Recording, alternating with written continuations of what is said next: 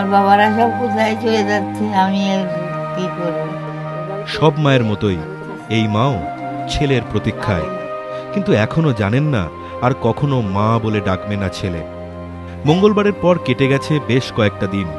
বাড়িতে নেতা, মন্ত্রী, পুলিশ কর্তা সকলেই এসেছেন, মিলেছে সাহায্যও, কিন্তু তাপস বাবুর বাড়ির অদূরে তার মা এখনো জানেন না ছেলের মৃত্যু সংবাদ।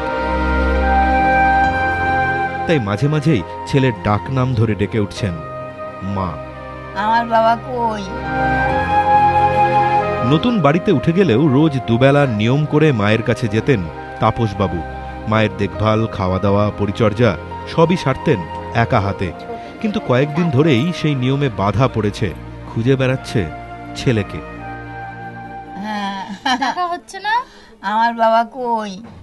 এদিন আসে না, 2-3 দিন তো হয়ে গেল আসে না। মাকে স্নান করানো, পরিষ্কার বিছানা পরিষ্কার করা, রোদে দেওয়া, কিছু খাওয়ানো। ও খুব এত বেশি ডিউটিফুল ছিল, ওকে মানে কেউ মানে ও কোনো কাজেই ও ফেলিও না। তাক করে গুলি চালাচ্ছে শেখ সুহান, কিন্তু তা গিয়ে লাগে কর্তব্যরত সাব ইন্সপেক্টর তাপস চৌধুরীর গায়ে। ঘটনাস্থলেই মৃত্যু হয় তার। আশপাশের বাড়ি থেকে ভেসে আসছে টিভির আওয়াজ। খবরের চ্যানেলে ঘুরে ফিরে নিহত তাপস চৌধুরীর নাম। ছেলের নাম কানে আসায় সচেতন বৃদ্ধা। কিছু একটা ঘটেছে বোধহয়, কিন্তু বয়সের ভারে ঠিক বুঝে উঠতে পারছেন না যুথিকা দেবী। তাই ছেলেকে দেখতে না পেয়ে মাঝে মাঝেই আক্ষেপের সুর মায়ের গলায়। আমার কি আর কিছু আছে? আমার আর কিচ্ছু নেই,